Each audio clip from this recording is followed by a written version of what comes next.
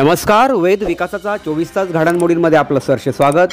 अटल सेतूवर महिलेचा आत्महत्येचा प्रयत्न, पोलिसांनी वाचविले महिलेचे प्राण।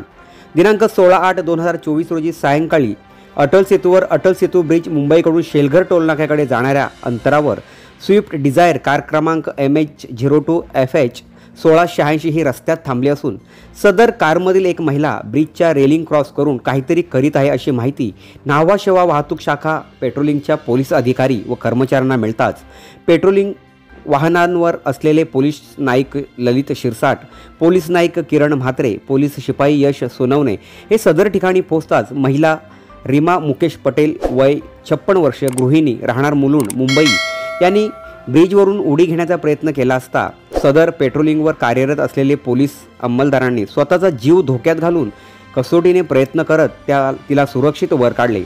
सर्वप्रथम एका कार ड्रायव्हरने तिला आत्महत्येपासून रोखण्याचा प्रयत्न केला, तरीही ती महिला ऐकत नव्हती।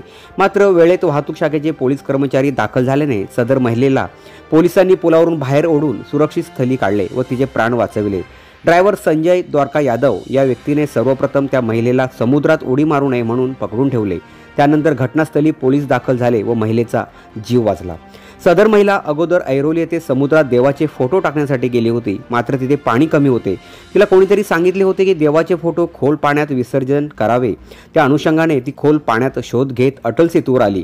ती महिला धार्मिक वृत्तीची असून ती गोंधळलेल्या स्थितीत होती अशी प्राथमिक माहिती मिळाली आहे।